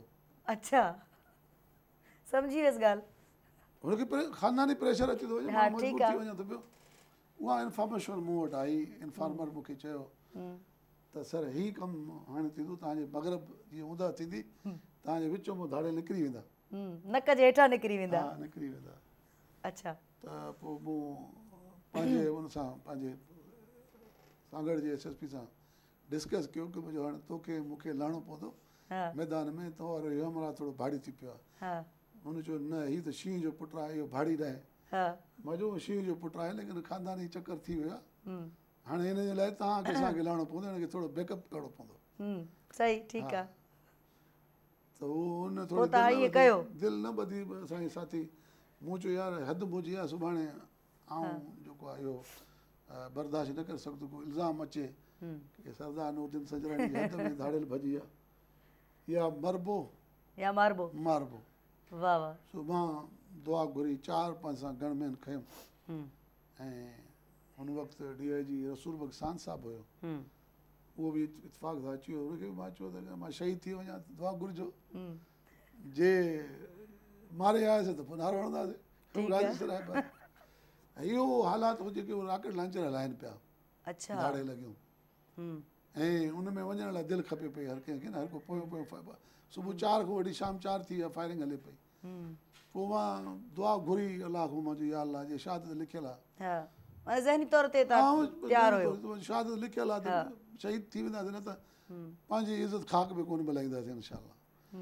अलाह तबारक व तआला असांजी दुआ क़बूल कयो, असांखे गाज़ी बणाई। 6 धाड़ियल हुया जेको रॉकेट लॉन्चर सां हुया, 6 खे उनखे मारे पोइ ॿाहिरि निकितसि। माशाअल्लाह, अलाह से उनखे कामयाबी कई। ऐं अहिड़ा अलाए घणा ॿिया बि वाक़िया थिया हूंदा, घणा वाक़िया। ज़ाहिरा एॾी उमिरि तव्हांजी गुज़री आहे, माशाअल्लाह एॾनि उहिदनि ते रहिया आहियो, एॾियुनि जॻहियुनि ते रहिया आहियो, वाक़िया त हूंदा न। अचूं था ॿिया बि पुछंदासीं। तव्हां सां को अहिड़ो वाक़ियो वकालत जे वक़्तु, ड्यूरिंग वर्क, ड्यूरिंग केस, को अहिड़ो वाक़ियो तव्हां सां जेको इंटरेस्टिंग भी हुजे? बहुत सारे, इसलिए कि हमारे तो रोज़ एक ड्रामा होता है। एक शेयर करें हमारे साथ कोई मज़ेदार किस्म का। एक ये शेयर करती हूँ कि एक बड़ा अच्छा था, बच्चों की कस्टडी का मैटर था। 491 लगाई थी हमने कि मतलब वो वालदा जो है, बाप के पास थे बच्चे, वालदा ने लगाई कि मुझे छीन के ले गए, हालांकि उस बेचारे ने ही रखे हुए थे अपने पास बच्चे ना। अच्छा, वो बच्चे छोटे थे बहुत ज़्यादा, लेकिन वालदा उनकी छोड़ के चली गई थी, बिल्कुल पूछा ही नहीं। उसके बाद 491 लगा दिया। मेरे पास जब केस आया तो उन्होंने कहा, मैंने कहा बच्चे छोटे हैं, आप सामान वगैरह लेकर आ जाएं इसका, क्योंकि हाई कोर्ट में लगी है और बच्चे की कस्टडी देनी पड़ेगी। उसने कहा आप जितनी फ़ीस कहेंगी मैं दूंगा, लेकिन बच्चों की कस्टडी नहीं जानी चाहिए बिल्कुल भी। मैंने कहा पॉसिबल नहीं है, लॉ ही नहीं है, ये बच्चे बहुत छोटे हैं, देनी पड़ेगी। देखिए मैडम, ये तो इतना छोड़ के चली गई बच्चों को, और ये तो लॉ ही नहीं है, ये नहीं, मतलब इसने किस हैसियत से मेरे पास छोड़े उस वक्त, मैं कब से रख के बैठा हुआ हूँ। बड़ी मुझे फ़ीस की ऑफ़र करी, लेकिन मैंने कहा कि फ़ीस मैं नहीं दिला सकती भाई, देने पड़ेगी आपको कस्टडी। अब इत्तेफाक से जब वहाँ गए तो जब केस वहाँ पे लगा तो उन्होंने पूछा कि ये 491 लगाई है, ये कौन है, किसके पास हैं बच्चे? मैंने कहा बाप के पास हैं। उसको मैंने कहा बैग वैग तैयार करके लाना, क्योंकि देना है कस्टडी, फीस रहने दें, मुझे नहीं चाहिए, वैसे भी चले जाएंगे बच्चे। आज कहेंगे ठीक है भाई हम दे देंगे। जब वहाँ पहुँचे तो जज ने पूछा मुझसे कि ये कस्टडी किसके पास है? मैंने कहा फादर के पास है। तो उनके माइंड में उन्होंने कहा ये तो इलीगल डिटेन करा नहीं है, इसलिए उनकी मदर को कहा कि जाएँ आप गार्जियन वार्ड में जाएँ, बच्चे की कस्टडी बाप को देते हैं। उस वक्त मुझे अफसोस भी बहुत हुआ, मेरी फ़ीस भी गई और बच्चों की कस्टडी भी रह गई वहीं पर। तो ये काम हो गया। आपके साथ कहिड़ो कोई वाक़ियो थियो आहे? बहुत सारे वाक़यात थे। ऐसे एक गार्डन वार्ड का वाक़या था, मैं उस वक्त मैडम के साथ ही वो करती थी, शादी भी नहीं हुई थी उस वक्त मेरी ना। तो एक केस चल रहा था मियाँ बीवी का, उसमें वाइफ ने जो है, यानी कि बाप ने जो है गार्डन वार्ड का केस करा था, बच्चे से मीटिंग की। बच्ची बहुत छोटी थी, यानी कि होगी कोई 4-5 महीने की बच्ची थी, नहीं 4-5 महीने बल्कि 1 साल की बच्ची थी, 1 साल की बच्ची थी, अब नंढी हुई लाई, बिल्कुल 1 साल की बच्ची थी। अच्छा, जो उसकी कहते हैं जो माँ थी, माँ के बहन भाइयों ने कहा कि भाई बच्ची तुम दे दो, वह तो इस तरह तुम्हारा राब्ता रहेगा शोर से। डाइवोर्स दोनों की, मियाँ बीवी की अलीदगी नहीं हुई थी, उसने सिर्फ प्रेशर करने के लिए लड़की को गार्डन वार्ड का केस किया था कि इस तरह प्रेशर में आ जाएगी। वो तो बच्ची लाकर उसने गोद में दी। अच्छा, हमारे भी वह वो गुमान में नहीं, उसकी वो वाक़या मेरे पास। अच्छा, अब जब दी तो बाप के हाथ ठंडे, अब वो ना बच्ची संभाली नहीं जाए, वो रोती रही, माँ भी आंसू निकल रहे, लेकिन दे के चलेगी। अब वो उस वक्त मैं थी, अब मेरे हाथ में गोद, अब मैं संभालूँ, मैं तो खुद नहीं संभाल सकती थी, मैं तो कोई अम्मा उम्मा तो उस वक्त थी नहीं। अब संभाली, वो रोती हुई बच्ची, मेरे हाथ में सब कुछ, बैग भी मुझे सब देख भी रह गई, ये भाई क्या हुआ, समीन के हाथ में ही बच्ची कहाँ से आ गई। पूरे रास्ते रोते रोते वो ऑफिस पहुंची, और हम लोग परेशान कि इस बच्ची को, 1 साल की बच्ची को कहाँ रखेंगे। और कह रहा मैंने गार्डन वार्ड का केस बीवी को लाने के लिए कहा था, तो बच्ची मेरे पास आ गई, बीवी तो आई नहीं।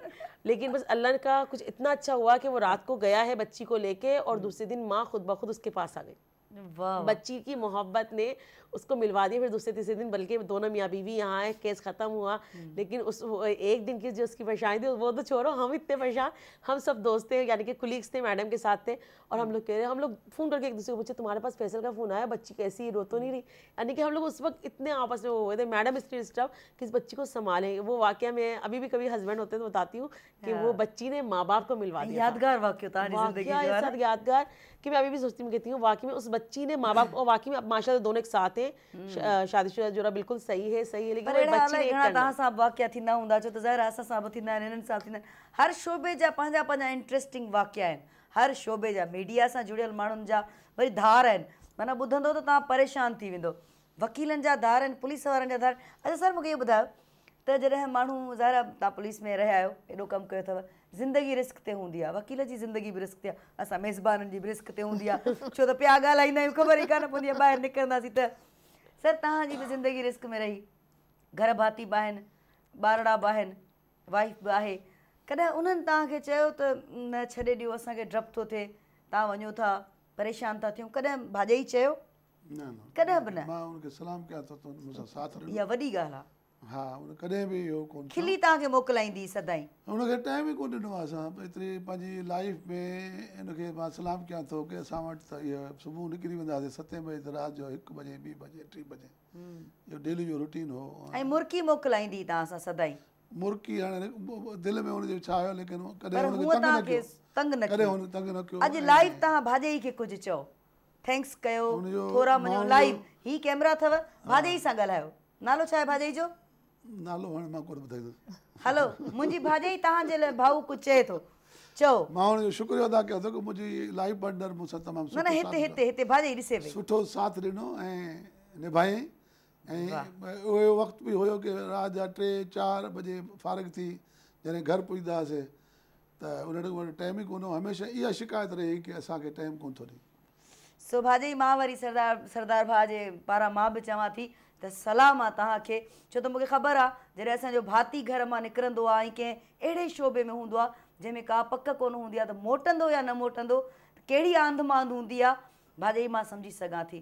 पर अॼु भाउ जेको आहे सो पंहिंजे प्यार जो बि इज़हार कयो आहे ऐं पंहिंजी वॾी दिलि जो बि इज़हार कयो आहे ऐं थोरा बि मञिया अथई। असांजो बि तव्हांखे सलाम आहे, वाक़ई में इहो कमाल आहे, न त ईअं कोन थींदो आहे। Thank U very much. वाह वाह भाॼई छा यादि कंदो, अॼु सोणी पार जे प्रोग्राम में भाऊअ चयो आहे थैंक यू वेरी मच। ऐं तव्हां जस बि लहिणो ऐं इहो तव्हांखे माना चवणु बि घुरिजे, असीं सभु थैंक यू था कयूं तव्हांजे करे। अहिड़ी शख़्सियत सिंध खे ज़ाहिर संभाली, सिंध पुलिस में अचणु, छो त इहो उहो शोबो आहे जंहिंमें का ज़िंदगी जी ख़बर न हूंदी आहे। इन खां अलावा मुंहिंजी पंहिंजी क़ौम सां जेको आहे उहो तमामु अटैचमेंट आहे मुंहिंजी। पाकिस्तान लेवल ते सजराणी मूंसां गॾु आहिनि, वर्ल्ड लेवल ते सजराणी मूंसां गॾु आहिनि। बिल्कुलु। ऐं आउं उन्हनि खे संभालियां पियो। हालांकि त असांजा त चीफ सरदार जेके आहिनि उहो चागी में आहिनि, सरदार हाकिम अली सजराणी, लेकिन उहे उते त मौजूदु आहिनि, लेकिन जेतिरा बि ग़रीब सजराणी आहिनि उहे मूंसां अटैच आहिनि। ऐं अलाह तबारक व तआला मूंखे हिमत ॾिनी आहे त आउं उन्हनि सां गॾु आहियां, गॾु रहंदुसि जेतिरे दम आहे। ऐं कमु अलाह कंदो आहे, कोशिशि मां कंदो आहियां। अलाह मसइला हल करे छॾियो थो, हल कंदो आयो आहे, आईंदा बि कंदो। असां बि सरदार भाउ जो पासो वठूं था, ठीकु आहे भाउ असांजो, असां पासे ते बीहंदा रहूं, ॿियो छा, किथे का ॾुखियाई थी अथव सरदार भाउ मसइले में फासी विया आहियूं।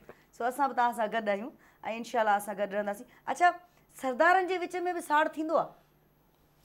सरदारनि जे विच में त साड़ थींदो आहे, असांजा दोस्त सच ॿुधाइजो। ऐं न साड़ असांजो छा थींदो आहे, उहो पंहिंजे क़ौम जो सरदार, मां पंहिंजी क़ौम जो सरदार। न कंहिंजो नालो हूंदो आहे, कंहिंजो थोरो हुन खां घटि। साड़ न आहे, असांजे पाण में को बि साड़ न आहे। उन्हनि जा पंहिंजा क़ौम जा मसइला आहिनि, असांजी पंहिंजी क़ौम जा पंहिंजा मसइला आहिनि, लेकिन कॾहिं कॾहिं टकराव बि थी वेंदो आहे। ॿिनि क़ौमुनि जो जॾहिं टकराव थी वेंदो आहे त दोस्ती न हूंदी आहे, हुते दुश्मनी थी वेंदी आहे। साड़ बि न हूंदो, दुश्मनी थी वेंदी आहे। ठीकु आहे, लेकिन साड़ कंहिं ॻाल्हि जो, पंहिंजे घर जो शींहुं आहे, असीं पंहिंजे घर जा शींहुं या गिदड़ जेके बि आहियूं, लेकिन साड़ न थींदो आहे। कॾहिं को क़ौमी लेवल ते तकरार थी वेंदो आहे त ॿ क़ौमूं पाण में टकराइजी वेंदियूं आहिनि, हुनमें सरदार बि ज़ाहिर आहे हुनमें इन्वॉल्व थींदा आहिनि। ईअं ऐं पोइ ॻाल्हियूं ॿोलियूं बि थींदियूं आहिनि, पोइ मसइले जो हल बि निकिरंदो आहे। हर कंहिं सरदार जो पंहिंजो माइंड आहे, पंहिंजो माइंड आहे, हू पंहिंजे लेवल ते फ़ैसिला कंदा आहिनि, पंहिंजी लेवल। मूं वटि सिर्फ़ु इंसानु आहे। वाह वाह, ज़बरदस्त। कुझु सरदार असांजा अहिड़ा आहिनि जेके पट ते विहारींदा आहिनि, ऐं पाण सां गॾु भाकुर सीने सां लॻाए हलंदो आहियां। माशाल्लाह माशाल्लाह, ख़ुशी थी मूंखे ॿुधी करे, छो त मां सपोर्ट कंदी आहियां, सिधी सही ॻाल्हि आहे, सरदारनि खे वॾेरनि खे, छो त मूंखे लॻंदो आहे त इहे तकड़ा जेको आहे सो फ़ैसिला बि कंदा आहिनि ऐं पंहिंजी क़ौम खे सुञाणींदा आहिनि। इहा ॿी ॻाल्हि आहे त उन्हनि जो हिकिड़ो माना कुझु माण्हुनि जी सीट बि हूंदी आहे, पर इहे असांखे अहिड़ो सरदार भाउ नज़र आयो आहे जेको माना ॾाढो निवड़त वारो ऐं माना मिठे मिज़ाज वारो आहे। घटि माण्हू अहिड़ा मूंखे मिलिया आहिनि। सो ख़ुशी थी आहे मूंखे तव्हां सां मिली ॾाढी, ऐं अचां थी अञा अचां थी, ख़ुशी दिलि सां थी आहे। अच्छा मूंखे इहो ॿुधायो त कंहिं बि छोकिरी खे हींअर जेका असांजी जनरेशन आहे, का वकील थियणु चाहे, तव्हां बि पोइ जवाबु ॾिजो भाउ असांखे हिन ॻाल्हि जो, का पुलिस में भेण असांजी न्याणी अचण थी चाहे का वकालत में, त बेसिकली हुनखे कहिड़ियुनि शयुनि खे ज़हन में रखणु घुरिजे? बुनियादी शयूं। देखिए बुनियादी तो शय ये है कि जब आप किसी भी प्रोफेशन के अंदर ख़ास तौर पे वकालत पर आएँ तो आप वहाँ पे लर्निंग करें, अर्निंग नहीं। सबसे पहले ये करें कि आप पहले सीखें। हाँ। मैं जब अपने सीनियर के पास आई तो उन्होंने कहा है कि लर्न या अर्न, ये दोनों चीज़ों में से क्या चाहिए आपको, आपकी सैलरी डिसाइड करें कितनी। मैंने कहा नहीं, मुझे सैलरी नहीं चाहिए, आप मुझे सिखाएं काम। हमारे यहाँ बेसिकली जब आते हैं प्रोफेशन में तो सबसे पहले होता है कि मिलेगा क्या, पैकेज क्या है। जब तक आप इस चीज़ को जहन से नहीं निकालेंगे अपने काम की, तो ख़ास तौर पे वकालत में पहले आप सीखें उसको, अपना टारगेट सीखने पे रखें। आजकल सबसे पहले तो इलेक्शन में आते हैं, कैंपेन स्टार्ट कर देते हैं जो सीनियर लॉयर हैं उनकी। नहीं, पहले अपने अपने काम को टारगेट करना है, पहले सीखना है, पहले उस पर कमांड हासिल करनी है। उसके बाद आपने सियासत में भी जाना है, दूसरे कामों में भी जाना है, अर्निंग में भी जाना है। लेकिन हमारे यहाँ सबसे पहला सवाल ये होता है, हम अपने सीनियर के साथ जब काम करते थे, जो कापियाँ निकलवाते थे उसकी भी हम खुद ही पेमेंट करते थे। कोई केसेस आ जाते थे तो सीनियर को दे देते थे, नहीं हमें सिर्फ सीखना है, सर हमें फ़ाइल दे दें, हम उसकी कॉपी करा लें, देख लें कि केस की क्या प्रोसीडिंग होती है, उसमें जाने की खुशी होती है। आजकल लोगों का टारगेट ये नहीं है। आजकल सबसे पहले पैकेज बताते हैं कि पैकेज क्या है। उसमें जो है ब्रेकफास्ट शामिल है, लंच शामिल है। हम सुबह से शाम तक बगैर इस चीज़ के सीखने का एक जज्बा होता था, काम करने का। और अब देखें अल्हम्दुलिल्लाह अब ना केसों की कमी है ना पैसों की कमी है। लेकिन अगर हम उसी चीज़ में रह जाते खाने पीने में, तो आज भी हम फाइलें उठा के सीनियर के पीछे चल रहे होते। सही। अच्छा मूंखे ये ॿुधायो सभीन, त माण्हुनि जो तसवुर इहो छो आहे त जंहिंखे कुझु कोन्हे करिणो त बाबा वञ मास्तरी कर, ज़बरदस्त अथई, न कमु न कार, पघार खण, घर वेठो हुज। अञा बि कुझु न त भला वञ वकील थी, कुझु कोन अथई वॾो दुकानु हलंदई, अञा बि कुझु न त तूं जेकर डिस्पेंसरी में सिखियो आई कुझु, नर्स आई, वञी डॉक्टरी खोल, पंहिंजो दुकानु खोल। इहो छो तसवुर आहे माण्हुनि जो? क्यों है ये कॉन्सेप्ट बना हुआ?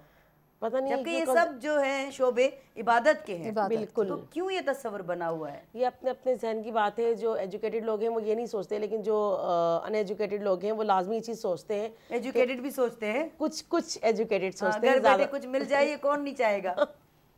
ये बात तो है। लेकिन हर वाकई में ये बात तो मैडम ने सही कही, हर प्रोफेशन को आप अर्निंग नहीं समझे, लर्निंग समझे।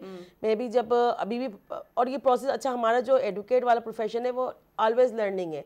इसमें नया केस आता है, आपको कोई नई चीज़ सिखाता है। बिल्कुल। बहुत सारी चीज़ें ऐसी होती हैं जहाँ हम अभी बच जाते हैं, मैडम से डिस्कस करते हैं, मैडम कहीं बच जाती हैं, कहीं और से डिस्कस करती हैं, आपस में डिस्कस कर रहे होते हैं। यानी कि अगर हम ये सोच के आए कि नहीं हमें अर्निंग करनी है, नहीं इससे पूछेंगे तो कहीं ये हमसे फीस ना पूछ ले कि तुम उस बंदे से फीस कितनी ले रहे हो।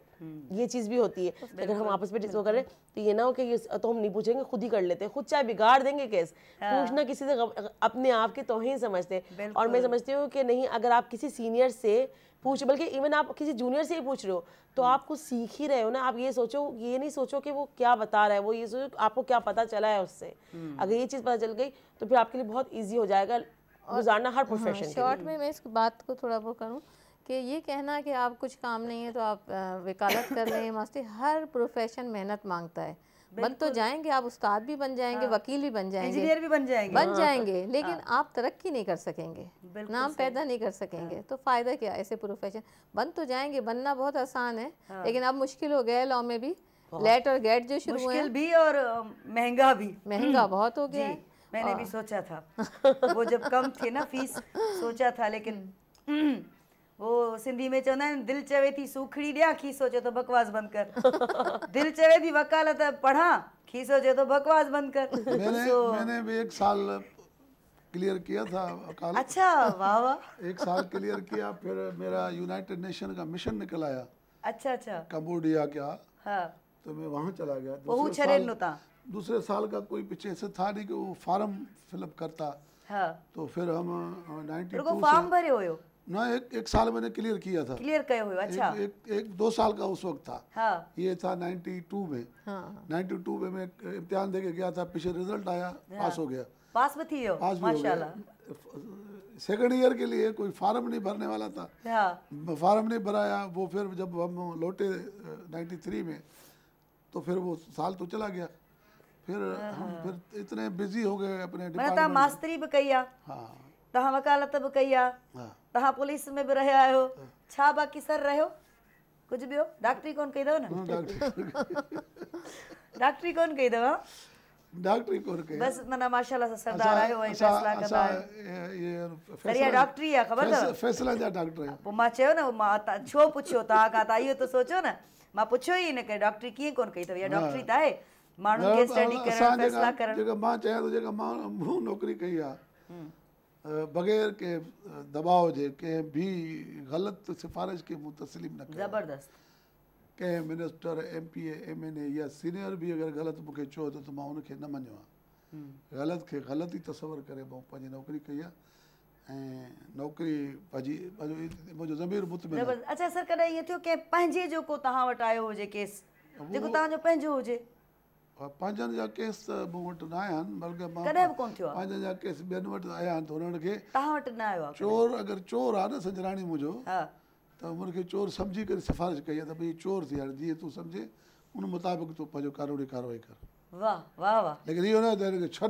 हा तव्हां वटि पाण वटि को कोन आयो पंहिंजे जो को मूं वटि पंहिंजो के को माण्हू को वठी आयो जे तव्हां ॾे त भई संजराणी आहे हिन ई कयो आहे तव्हां वटि कॾहिं बि कोन आयो अहिड़ो कोन आयो आहे न अहिड़ो आयो आहे न अहिड़ो करे करण जी को सोच बि नथो सघां मां कंहिंसां मां जेको आहे उहो पंहिंजो जेको आहे रिआयत कयां कंहिंसां ज़बरदस्त त रिआयत वारो खानो त मूं वटि हुयो ई कोन जेको मुंहिंजे में हीउ हथु पइजी वियो त को अलाह खां सवाइ कोई हुनखे छॾाए न पियो सघे इहो जेकॾहिं ॾोहारी आहे त ॾोहारी आहे त हा बेगुनाह आहे त कोई हुनखे बंदि नथो कराए सघे वाह इहो मुंहिंजो असूल रहियो सर पढ़ंदा छा आहियो कहिड़ा किताब पढ़ंदा आहियो मां वटि हा सभु किताब छा छा वधीक कहाणियूं शाइरी तारीख़ कहाणी सभु किताब मूं वटि आहिनि मौसीक़ी ॿुधंदा आहियो हा मौसीक़ी बि ॿुधां छा ॿुधंदा आहियो गज़ल ॿुधंदा आहियो क्लासिकल गज़ल सिंधी गज़ल गाना इहे सभु ॿुधां केरु वणंदो आहे तव्हांखे ॻाइण में वण जे हिसाब सां त कोई बि न वणंदो आहे को हिकिड़ो फनकार त वणंदो हूंदो न कोई न वणंदो आहे आबदा परवीन जीजी ज़रीना पर इहे बलोच सुठियूं अल्लड़ सुठा फ़कीर आहिनि लेकिन इहो हुजे त मुंहिंजे मथां मुसलत हुजे त इहो ई ॿुधां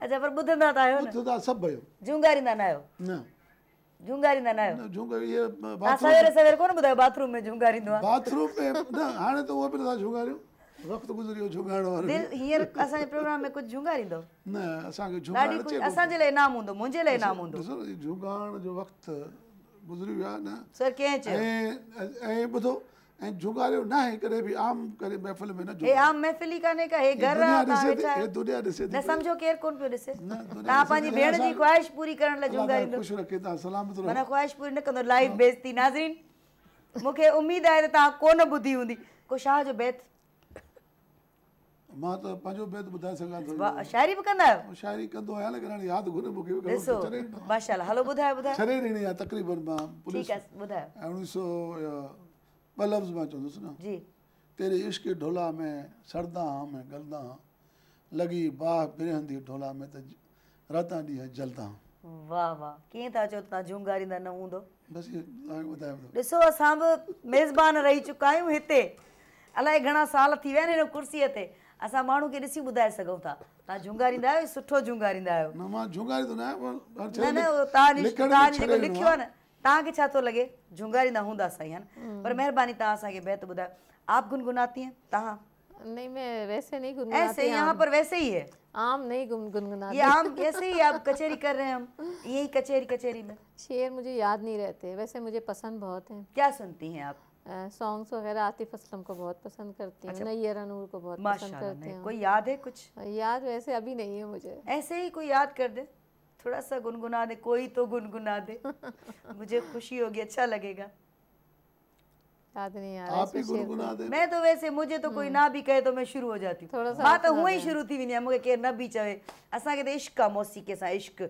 बेसुरा आहियूं पर इश्क आहे जुनून आहे आप गुनगुनाते हैं थोड़ा सा मैं तो बिल्कुल ही नहीं गुनगुनाती ये तीनों लोग जो हैं हमारे जो सरदार भाई हैं हमारी जो फौजिया बहन है और सबीन तीनों झूठ बोल रहे हैं आपस की बात है सच बता रही हूँ लाइव बता रही हूँ सच बता रही हूँ तीनों गुनगुनाते हैं ये मैं जानती हूँ देख के बता सकती हूँ क्योंकि इतनी मासूमियत जो उनकी दिख रही है ना तो हो नहीं सकता कि वो नहीं गुनगुनाते और इनका तो सरदार साहब का तो शोभा जो है ना सारे काम करते हैं माशाल्लाह सर पंहिंजा पाण में के कोन ॿुधाईंदासीं न न ऐसी अहिड़ी ॻाल्हि न आहे तव्हां झुंगारी तव्हांखे ॾिसो न पता शेर सुठो ॿुधायो मूंखे कूड़ खां नफ़रत आहे सच ॻाल्हाईंदो आहियां मां झुंगारण त असां बाथरूम में बि न झुंगारींदो पर माण्हू बाथरूम जा त गुलकार हूंदा आहिनि सर सवेर तव्हां चयो मां बाथरूम में बाथरूम जा गुलकार हूंदा आहिनि लेकिन मां उहो बि न झुंगारींदो आहियां पर तव्हां शाइरी सुठी ॿुधाई अच्छा वधीक कोन लिखी शाइरी शायरी मां थोरी लिखियल आहे मुंहिंजी छोजो वरी फील्ड असांजी अहिड़ी आहे न उन में वरी पोइ इहे सरदारी वारा सिस्टम मूं वटि रोज़ जा मसला मसाइल भाॼई खे कॾहिं पढ़ाई पंहिंजी शायरी का लिखियल न डायरी में लिखियल आहिनि भाॼई पढ़ी न उन कोन पढ़िया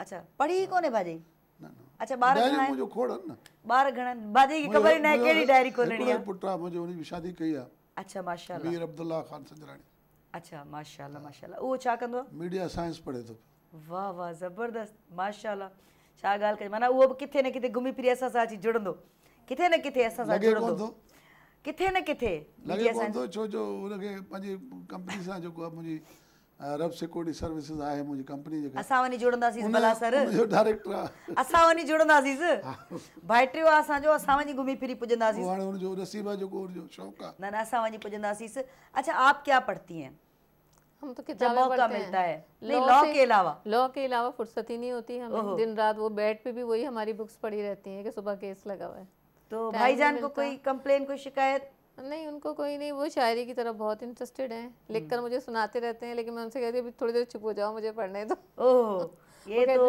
खुलेआम हो गई मैं कुछ नहीं कहूँगी अच्छा तो लिख लिख के हाँ लिख कर लेकर आते हैं कि थोड़ा सुन लो, थोड़ा मैं कहती हूँ बाद में सुनूंगी रखें, लेकिन बेचारे लिख लिख के मुझे दिखाते रहते हैं। अच्छा जब हस्बैंड और वाइफ की आपस में अंडरस्टैंडिंग होती है, उनका एक शोबा ज़ाहिर मीडिया से रिलेटेड है, आपका दूसरा है, दोनों का डिफरेंट है, तो दोनों को वक्त के मामले में कैसे बैलेंस करते हैं आप लोग? नहीं बड़ा अच्छा टाइम यानी निकाल लेते हैं। बाज़ दफ़ा मैं खुद रोज जल्दी आ जाती हूँ तो मैं कहती हूँ सिकंदर को कि आप भी जल्दी आ जाएं, थोड़ा टाइम शाम का, सुबह नाश्ता हम साथ ही करते हैं, कभी भी ऐसा नहीं होता कि मैं बगैर नाश्ता उनके साथ किए बगैर जाऊँ कोर्ट। तो सुबह का टाइम नमाज के बाद से लेकर जब तक मैं ऑफिस नहीं चली जाती सिकंदर, तो ये सुबह का ही वक्त होता है जो आप पूरा दिन याद रखते हैं? हाँ नहीं, फिर शाम में भी हम लोग मतलब टाइम अपना डिसाइड कर लेते हैं, आ जाते हैं, तो कभी निकल जाते हैं बाहर, मतलब हम दोनों में अच्छी अंडरस्टैंडिंग है बहुत ज़्यादा। और आपके तो थोड़ा सा वक्त हुआ है शादी को, कितना वक्त हुआ है? 9 साल हो गए माशाल्लाह। 9 साल माशाल्लाह। बच्चे हैं? 2 बेटियां हैं। 2 बेटियां हैं माशाल्लाह। कितनी बड़ी हैं? माशाल्लाह से एक 5 साल की, एक 6 साल की है। माशाल्लाह बड़ी है, समझदार है। उनका क्या लगता है, कहाँ पर शौक है उनका? क्या छोटी वाली तो बहुत इंटरेस्टेड है, वो तो शुरू से ही बोलती है, बल्कि मैडम को देख के बोलती है मैम मैं एडवोकेट बनूंगी। अच्छा बहुत इंटरेस्टेड है यानी कि एडवोकेट बनने में। अच्छा बड़ी वाली का रुझान इतना ज़्यादा नहीं है, वो उसकी जो आनी है यानी कि खाला जो है वो डॉक्टर है, तो उसका रुझान वहाँ है कि नहीं मुझे डॉक्टर बनना है। लेकिन छोटी वाली का फर्स्ट डे से जब से मैं कोर्ट में आती हूँ ना, तब कहती है मम्मा ये जिस तरह आपको सलाम करते हैं ना, मैंने एडवोकेट बनना है मम्मा, मैं भी एडवोकेट बनूंगी। हर चीज़ में यानी कि बहुत लाइक करती है, बहुत ज़्यादा ज़बरदस्त। अच्छा हाणे असां वटि वक़्तु थोरो आहे, सो सर न्यापो कहिड़ो ॾींदो ॾिसंदड़नि खे? ख़बर कान पई, ॾिसो टाइम गुज़री वियो। न्यापो मां ॾिंदुसि पंहिंजे संजराणी क़ौम खे त पाण में जेके आहिनि उहे मुतहद हुजनि, गॾु थियनि, एको कनि, इतिहाद कनि ऐं पंहिंजे मुल्क पाकिस्तान सां वफ़ा कनि। ऐं संजराणी क़ौम पूरी पाकिस्तान में पूरी दुनिया में फैलियल आहे ऐं उन्हनि खे मां चवंदुसि त तालीम जे तरफ़ पंहिंजो रुझान कयो, पंहिंजे औलाद खे पढ़ायो, दीनी और दुनियावी ॿई तालीम पंहिंजी औलाद खे ॾियो ऐं पंहिंजे पाकिस्तान सां वफ़ा कयो। पाकिस्तान आहे त असां आहियूं, न त असां कुझु बि न आहियूं। बिल्कुलु, महिरबानी सर, ज़बरदस्त ॻाल्हि कई अथव ऐं कम जी ॻाल्हि कई अथव, इन में वॾी ॻाल्हि आहे जेकॾहिं माण्हू सम्झनि त। अदी तव्हां छा चवंदो? मैं भी यही कहूँगी कि सबसे पहले तो हम पाकिस्तान की बात करेंगे कि हमें अपने पाकिस्तान से वफ़ादारी करनी चाहिए, और दूसरी ख़ास तौर पे लेडीज़ के लिए ये कहूँगी कि ज़िंदगी में जब भी टारगेट करें, एक प्लानिंग के तहत आएँ, काम सीखें और अपने वक्त को ज़ाया ना करें। जो टाइम मिले उसके अंदर लर्निंग करें, उसके बाद अपनी ज़िंदगी का एक टारगेट रखें कि हमें इस टाइम पर यहाँ तक पहुँच जाना है, उसको ज़ाया ना करें। ज़ाया ना करें। तव्हां छा चवंदो? मैं सबसे यही कहूँगी कि अपने प्रोफेशन के साथ जो है वो वफ़ा करें, सिंसियर रहें अपने प्रोफेशन के साथ, और फिर दूसरों पे ब्लेम ना करें कि ये बंदा ये नहीं कर रहा। पहले आप देखो आप गलत कर रहे हो, सही कर रहे हो, फिर दूसरे को ब्लेम करो। हम हमेशा ये कहते हैं कि इस बंदे ने सही नहीं किया, इस बंदे ने ये गलत किया, आपने क्या सही किया वो तो देखो। अपने आप को प्रोफेशनली तौर पे बनाओ और फिर उस प्रोफेशन के साथ सिंसियर रहो। ज़बरदस्त सर, महिरबानी। दिलि घणी चवंदी आहे, माण्हू कचहरी जा मोहर त पाण सिंधी आहियूं, दिलि चवंदी आहे त पिया ॻाल्हायूं, पर वक़्तु चवंदो आहे ॻाल्हाइण लाइ त घणो वक़्तु मवाद आहे, लेकिन वक़्तु तव्हां वक़्तु बिल्कुलु। ऐं वरी जॾहिं 3 या 4 महिमान वक़्तु ई त आहे जंहिंजी क़दर इंसान खे करणु खपे। मां कंदी आहियां तव्हां कंदी पर आहियो न? 3 महिमान आहिनि उन्हनि सभिनीनि खे माना कवर करणो हूंदो आहे। मूं कोशिशि कई त मां पंहिंजे 3 महिमाननि खे मान ॾेई सघां पूरो। महिरबानी।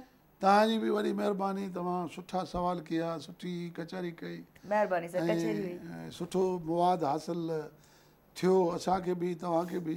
असांखे अञा घणो कुझु कोन थियो हासिल। ठीकु आहे, उहो कयूं था हली पोइ हासिल। ठीकु आहे अदी, तव्हांजी महिरबानी इंशाल्लाह। पाण वरी हेठि कचहरी कयूं था। सो घणी ॼाण असांखे मिली आहे, घणीअ जी अञा ज़रूरत हुई, ऐं उहा उञ रहणु घुरिजे। छो त जॾहिं उञ रहंदी आहे तॾहिं पाणीअ जो क़दुरु महसूसु थींदो आहे। इन करे उञ रहणु ॾियो। रोज़ु सिखो, हर घड़ी सिखो। पंहिंजे पाण खे पंहिंजो पुछाणो रोज़ु कयो। हर 1 कलाक आरसी आॾो ज़रूरु बीहो। आरसी आॾो बीही करे पंहिंजे पाण खां सवाल कयो त मूं सॼे ॾींहं में छा कयो। पोइ वरी तव्हांजो सुभाणे ॾाढो सुहिणो थींदो। ऐं ॿूटा पोखियो, ग्रीनरी तमामु ज़रूरी आहे। जेकॾहिं तव्हां हेल्दी रहणु चाहियो था, चुस्त रहणु चाहियो था, त ग्रीनरी ज़रूरी आहे। उन लाइ ॿूटा पोखियो भर पासे में, ऐं कोशिशि कयो मिसकीन माण्हुनि जी ज़रूरु मदद कयो। कोशिशि इहा कयो, इबादत कयो। इबादत जा इलाही रंग आहिनि। जेको तव्हांखे सूट करे थो उहा इबादत आहे, जंहिंमां तव्हां मुतमिन थियो था। पंहिंजे रूह खे पाक रखो। जॾहिं रूह पाक हूंदो, अखियूं बि पाक हूंदियूं। अखियूं सुहिणियूं हूंदियूं त नज़ारा बि सुहिणा हूंदा। ठीकु आहे, सो अखियुनि खे साफ़ रखंदा कयो। ठीकु आहे, इंशाअल्लाह वरी थींदासीं गॾु। ॾियो मोकिलाणी। खुदा हाफ़िज़।